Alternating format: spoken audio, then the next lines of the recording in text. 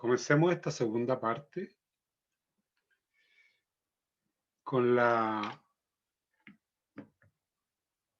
el cierre que hicimos del primer capítulo de investigación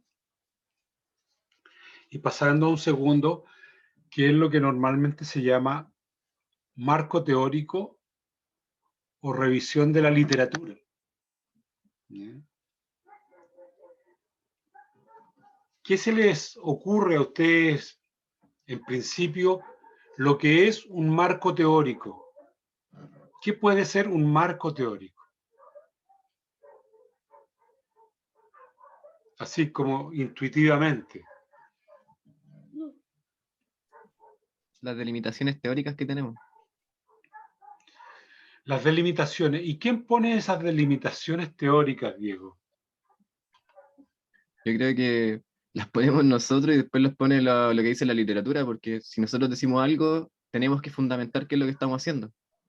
Uh-huh. Así como no podemos decir algo y no establecerlo ahí, o que no se explique ahí, Muy bien. como poner un concepto que salga de la nada, por decir así. Bueno, sí, es una idea muy aproximada a lo que es. Está, yo diría, súper bien. ¿Alguien más? ¿Qué se le ocurre lo que es un marco teórico? Thais, ¿se te ocurre? Pucha, yo tenía como la misma idea del Diego, así como que es como la delimitación de lo que yo voy a hacer, como explicar a grandes rasgos lo que quiero hacer en el proyecto. Muy bien, muy bien. Dylan, ¿se te ocurre algo tú que estás en una controversia ahí con el cómo entrenar a los deportistas? No se me ocurre algo. Estoy como pensando lo que dijo el Diego y me hace mucho, ¿cómo decirlo? No encuentro la palabra, pero es muy parecido a lo que tenía pensado. Muy bien. Como la Algunos recopilación de todos los ejemplos antecedentes que hay. Exacto. para poder entender esta idea de marco teórico, cuerpo teórico, revisión de la literatura. Hay que entender que no siempre existe una sola teoría respecto a algo. Por ejemplo, hoy día ustedes habrán escuchado hablar de la teoría del aprendizaje del DUA, del aprendizaje universal. Antes habrán escuchado hablar sobre las teorías apoyadas en Piaget. Yo acabo de mostrar una investigación apoyada en inteligencias múltiples.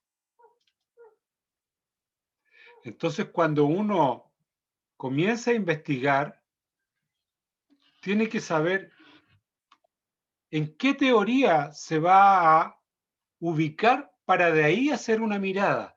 Por ejemplo, el estudio que les mostraba yo, la mirada la iba a hacer desde las inteligencias múltiples. Pero hoy día podría hacerlo, por ejemplo, sobre estilos de aprendizaje.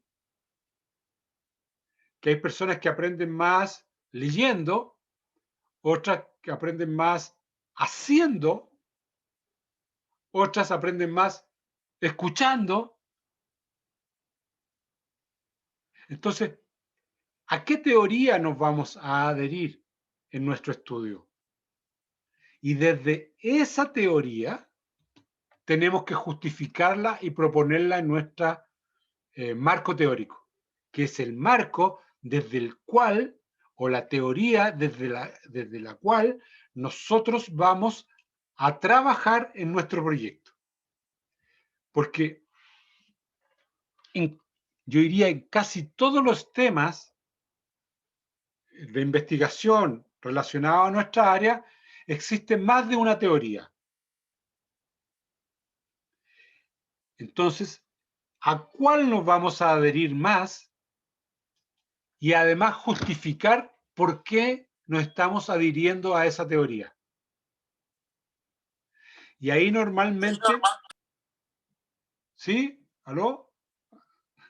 Y ahí aparecen dos fuentes de información.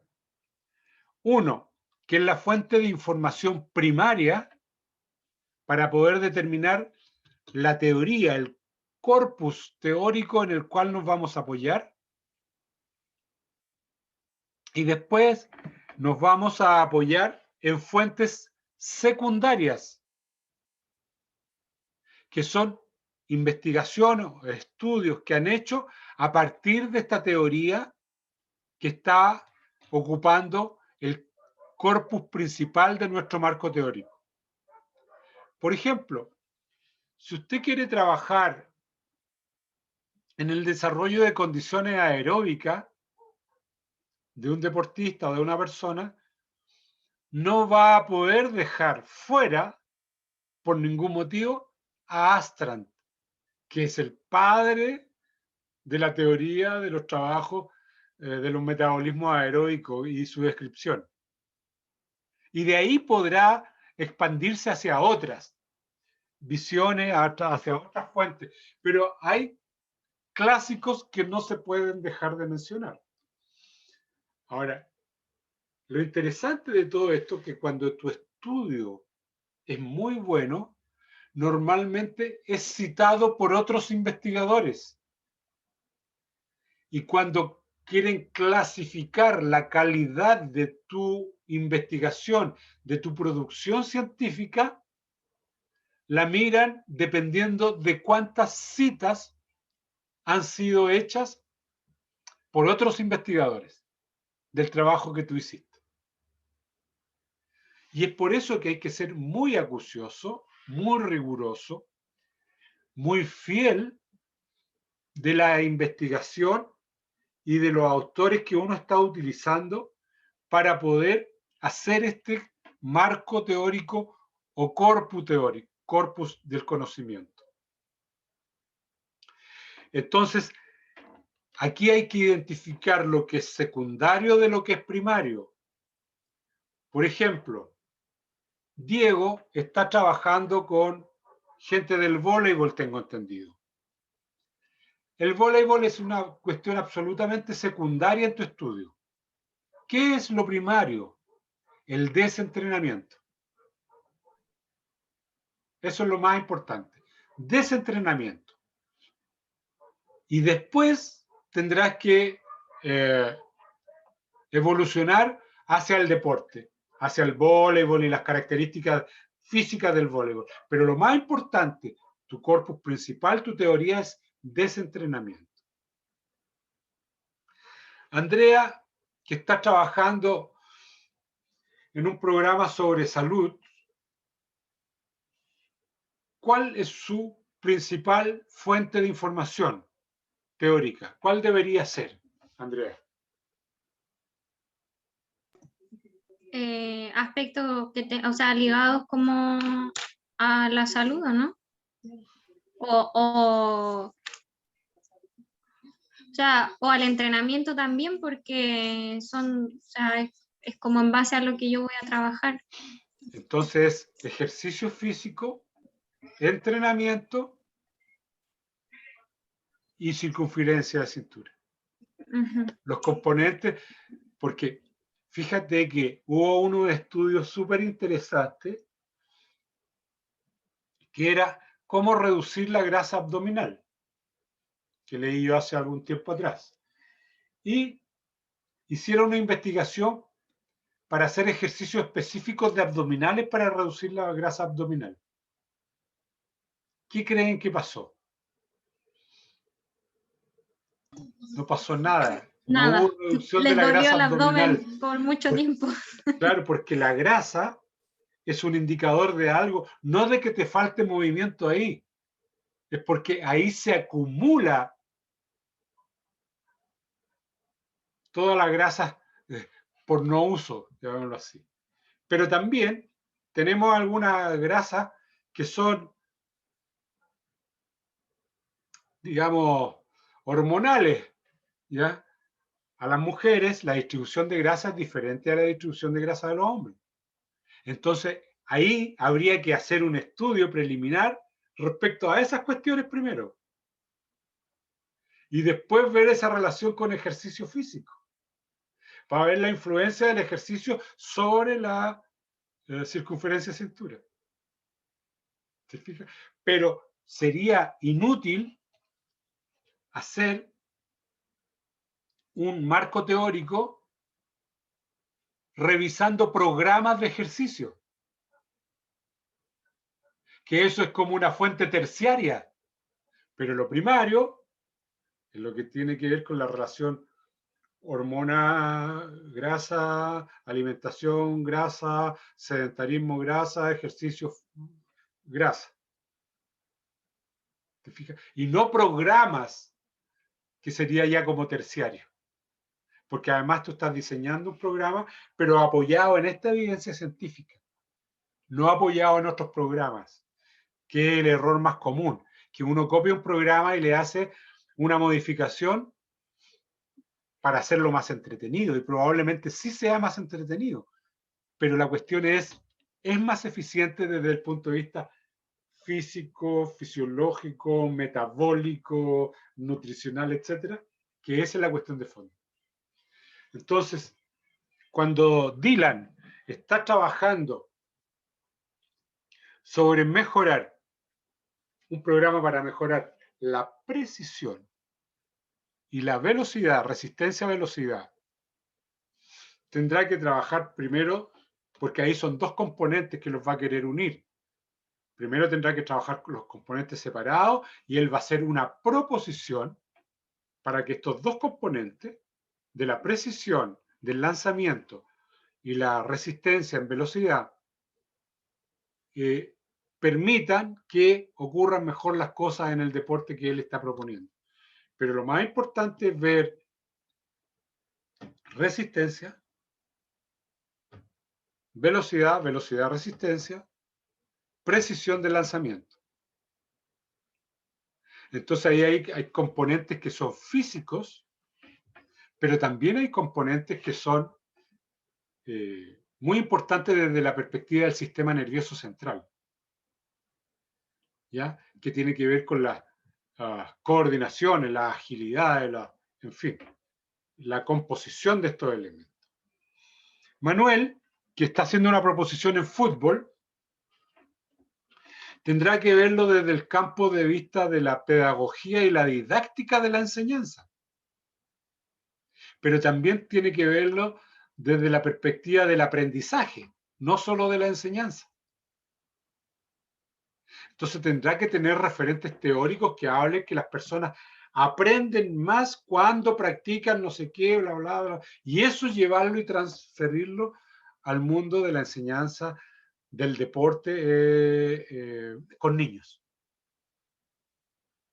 Y después dedicarse a ver lo táctico y después también dedicarse a ver programas, que sería la fuente terciaria. Entonces hay una fuente primaria, que es la que tenemos que distinguir, una fuente secundaria y una fuente terciaria. Y es así como se va componiendo el marco teórico. ¿Qué es lo primario? Y eso, al tenerlo claro, les va a ayudar mucho en la introducción de su trabajo. Cuando tienen claro lo cual es el marco teórico primario, lo secundario y lo terciario, se les va a ir aclarando cómo abordar su problema, apoyado por otros autores, pero usted incorporando un elemento innovador o un elemento diferente que quiere probar. Que en este caso, algunos quieren verificar algunas cosas que se dicen en la teoría y la quieren verificar. Como el caso de Diego, quiere verificar que la teoría dice que pasan tales cosas, bla, bla, bla. Y él quiere verificarlo en la vida cotidiana con deportistas universitarios que juegan un deporte X, lo cual está muy bien. Que eso es un método científico para aprender. ¿Ya? La Thais, por su parte, está un poco mareada entre lo que ha encontrado y lo que tiene que utilizar. ¿Qué es lo que nos pasa a todos? A veces encontramos tanta información y toda es muy buena. Y ahí parte lo que decía la colega que vino a presentar su proyecto de investigación. Ahí tienen que comenzar a tomar decisiones. y justificar sus decisiones. Y cuando las decisiones les cueste tomarlas, conversen con un experto o una experta. ¿Ya? Y ahí yo me ofrezco gentilmente, si yo no los puedo apoyar, los derivaré a quien pueda apoyarle y darle una sugerencia para mejorar su aproximación a la investigación. Entonces, la TAES no tiene que ver solo con circo, sino que tiene que ver con características de las cualidades físicas que quiere desarrollar. Esa es su base científica. Y a partir de ahí lo secundario es la tela y lo terciario es el circo. Ahora, que en el circo no haya investigación, menos en la tela, pero sí hay investigación en lo físico, entonces, ¿cómo ese aporte va a permitir que en la tela y en el circo haya una contribución que ella hace desde el método científico? ¿Se entiende entonces lo que es un marco teórico? El error más habitual en un marco teórico, y que seguramente todos hemos cometido, es hacer una definición de conceptos.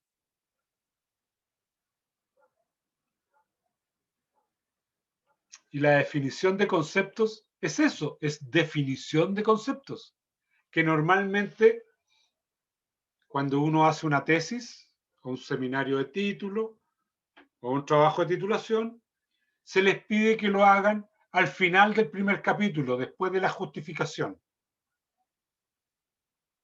Después de la justificación del problema se le pone conceptos claves. Y ahí usted habla de los conceptos claves. Aeróbico, anaeróbico, fuerza, velocidad, agilidad, aprendizaje, inteligencia múltiple. Y ahí van esos conceptos que uno va utilizando que son los más importantes. Pero un error muy habitual en la gente que está aprendiendo a hacer investigación es que en el marco teórico, en vez de marco teórico, empiece a definir conceptos. ¿Ya? Y pone, por ejemplo, programa de entrenamiento. Programa de entrenamiento. No. Eso no va en el marco teórico. ¿Ya? O pone, por ejemplo, desentrenamiento y lo pone ahí, No, eso no va ahí. Eso va en la parte anterior, en el capítulo anterior, que se llama definición de concepto. En el marco teórico va la teoría que sustenta la proposición que está haciendo usted para abordar el problema de investigación, para resolver los objetivos y para verificar o, como se llama, probar o disprobar o rechazar la hipótesis. Ese es el marco teórico. Entonces hay que darle una estructura lógica, porque un error muy habitual en el marco teórico es que las personas hablen de un tema, punto aparte, y sigan hablando de otro tema, punto aparte, y sigan hablando de otro tema, y todos separados por un subtítulo. La lógica interna de la construcción y el diseño del marco teórico tiene que estar guiado por una idea que es la idea primaria de su investigación. Debe estar conducida por esa idea y por esa hipótesis. Entonces, ¿qué poner primero en el marco teórico y qué poner después? Eso se lo va a entregar su propia pregunta de investigación, sus objetivos y sus hipótesis. Y de esa manera se va construyendo, en ese orden, el marco teórico. Para que no parezca una cuestión de pegar, de cortar de un documento y pegarlo ahí, y claro, puede quedar todo muy bien pegado, pero la idea es la lógica que usted le va dando y la identidad que le va dando a su proyecto. Porque uno de los problemas más comunes que nos encontramos los evaluadores de proyectos es la copia. en la copia. Y cuando un proyecto tiene más de un 60% de copia, de copy-paste, pegar y cortar, se rechaza. Y como hay programas para ver la cantidad de copy-paste, te dice inmediatamente, este tiene tal porcentaje de copia. Y uno recurre ahí primero, mira, y si te permite y te dice tiene un 40% de copia, entonces ahí uno lo lee. Pero ya tiene un 60% de copia, no lo lee, lo rechaza inmediatamente. ¿Ya? Entonces, por eso que cuando ustedes toman un texto, tienen que citar al autor. Y es por eso que deben leer mucho información primaria, información secundaria e información terciaria para ir generando este marco teórico. Cada vez que toman una parte de un autor, no necesitan ser literales. Ustedes van construyendo con la idea del autor, pero digan de qué autor lo tomaron. Y si toman una idea textual, la ponen entre comillas, para que uno sepa que esa idea es tomada textual. Porque a veces es difícil descomponer algunas ideas que son muy bien hechas. ¿Ya? Y ahí uno tiene que recurrir a lo textual y lo pone, pero pone el autor de dónde fue tomado. Normalmente los trabajos que uno inicia les pone una breve introducción que copió de alguna parte. Y ahí usted la pone tomado de y pone el autor. ¿Ya? Por ejemplo, podría empezar su trabajo a decir ser o no ser. Esa es la cuestión. William Shakespeare, 1500 no sé qué. ¿Ya? No se atribuye a usted palabras que no son suyas. Porque, entonces, cada vez que van escribiendo, vayan anotando en un documento la bibliografía completa. Apellido, nombre del autor. Si tiene más autores, ponga todos los apellidos y todos los autores. La fecha, 1900 no sé qué, 2000, etcétera. El título y la editorial. Y eso va a ir en la bibliografía. Y cuando usted escriba el texto, no pone todo eso. Pone, por ejemplo, ser o no ser, Shakespeare 1963. Y sigue escribiendo. Pero eso ya está respaldado completamente en la bibliografía. ¿Ya?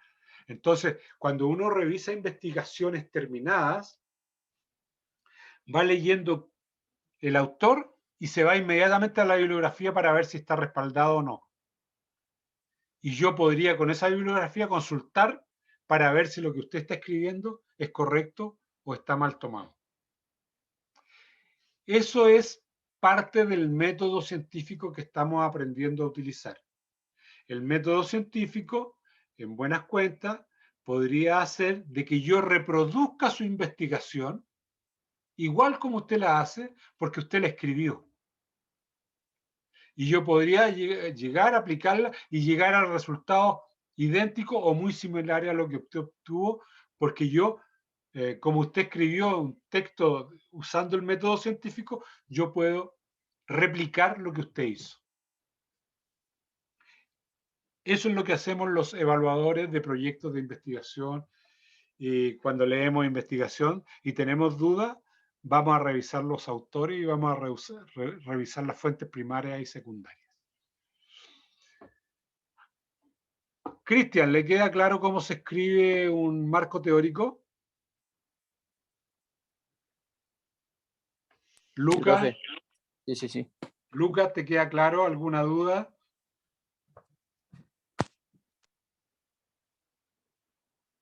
Dylan, ¿te queda claro?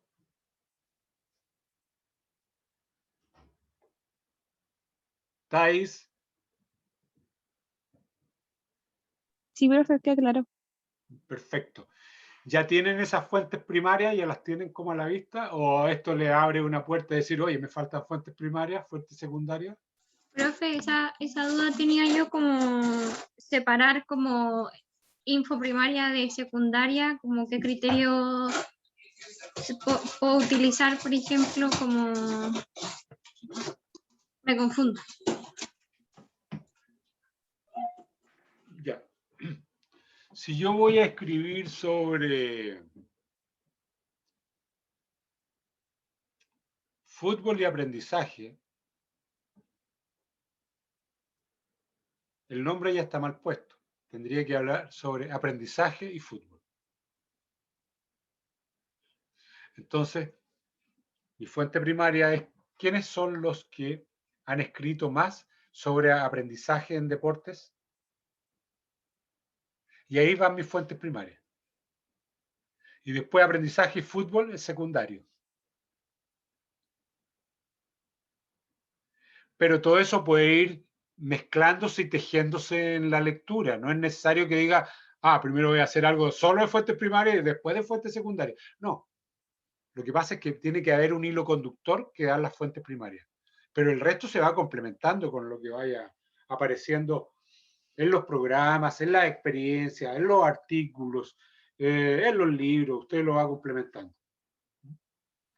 Así que qué bueno que aparezca una incertidumbre, porque significa que cuando uno escriba va a tener que procesar esa información. Diego, ¿te queda claro? Sí, va a dejar algún documento. Sobre marco teórico. Les mandé un libro, ¿no? No sé. Yo vi los otros documentos que subió, que Creo eran que como les subí puros un libro. solitos. Voy a Ojo. revisar. Ya, por favor. Si no lo he subido, avísenme para subirlo. Rodrigo, ¿te queda claro? Sí, profe. Bien. Yo revisé lo que ha subido y no encontré ningún libro. No hay O no sé ningún si libro. no, que bien, pero no encontré. Por lo menos yo no lo encontré. Ya. Voy a ver si no está ahí, por lo menos les voy a mandar, ya, voy a ver cómo se lo hago Encontré como llegar. una definición que dejó de limitación, pero más que libros no hay. Y no se los mandé al correo. Ahí me pillo. No me llegó nada al correo. Ya, revisen, si no, mándenme un correo para durante la tarde yo les mando, ¿ya? Para que tengan un libro guía. ¿Mm? Muy bien, cuídense mucho y nos vemos creo que el miércoles, ¿sí? Si es que todo va ¿Dejo una bien. consulta? Sí, por favor. Al respecto de los trabajos de entrenamiento, dijo que se iba a desplazar todo una clase. La entrega también del trabajo, el primero, también se corre. Todo se va a correr, Diego. Sí, ya. Oye, mira, les comento porque como nos vemos a menudo, mi madre está grave, grave, grave, grave. Ya, entonces esa fue la razón de que yo no pudiera hacer clase el jueves. ¿Ya? Porque ella vive en Santiago, la fui a ver y está pésimo. En cualquier momento ella va a fallecer.